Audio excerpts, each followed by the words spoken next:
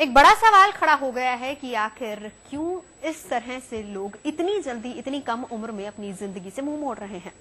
बहुत सारी वजह, बहुत सारे कारण इसके पीछे हो सकते हैं, लेकिन वजह किसी को शायद नहीं पता होगी। किसी ने माँ बाप के अरमानों के बोझ तले दम तोड़ दिया तो कोई पढ़ाई का दबाव नहीं सह पाई।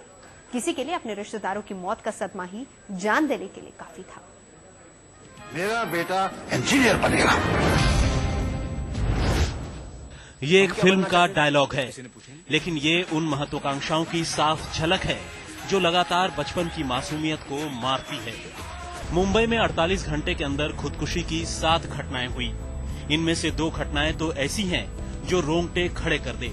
एक 7वीं के छात्र ने जान दे दी और एक 6ठी की छात्रा ने। आत्महत्याओं की इन वारदातों के बारे में सुनकर ही रोंगटे खड़े हो जाते हैं, कलेजा डर से कांपने लगता है। लेकिन सवाल यही है कि आखिर हमारे बच्चे ऐसा क्यों कर रहे हैं? क्यों हमारे बच्चे मौत को गले लगा रहे हैं? आखिर वो कौन कौन सी ऐसी वजहें हैं जो मजबूर कर रही हैं कि बच्चे जीने की आस छोड़ रहे हैं?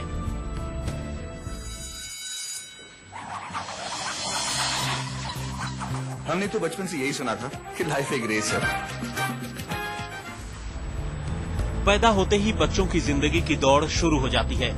पढ़ाई का बोझ, करियर की फिक्र, बस यही उनकी जिंदगी का मकसद बना दिया जाता है। क्या चंद कागजों के इम्तिहान आज इतने अहम हो गए हैं कि बच्चे और युवा पीढ़ी जिंदगी के इम्तिहान में फेल हो रहे हैं?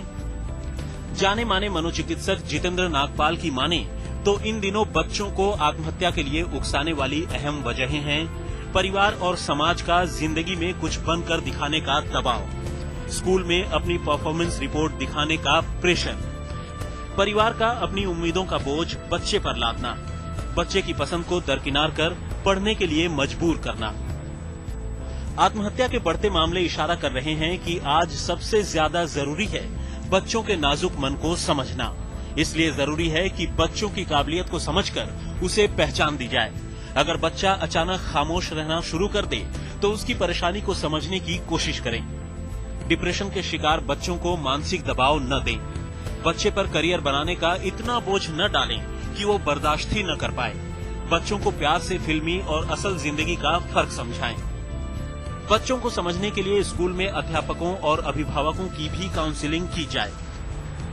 जाहिर है, अगर परिवार और समाज बच्चों की भावनाओं को प्यार और अपनेपन से समझने की कोशिश करेगा तो मुमकिन है कि मासूमों की खुदकुशी का सिलसिला थम जाए।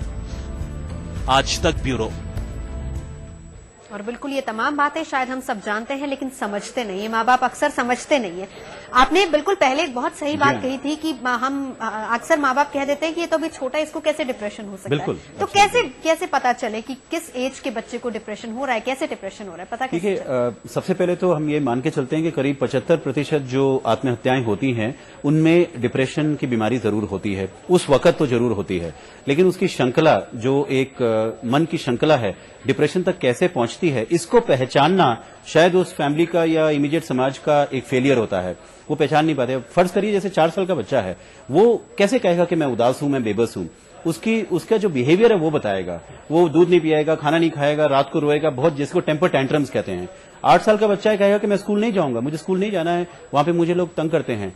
हो सकता है अंदर वो डिप्रेशन हो, लेकिन गुस्से में कहेगा वो।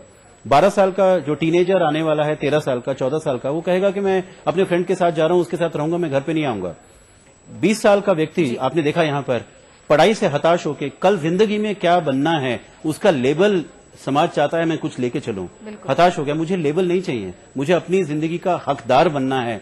तो देख रहे हैं आपके उम्र के साथ साथ उदासीनता, बेबसी के रूप अलग अलग बन रहे हैं, उसको हमें समझना है।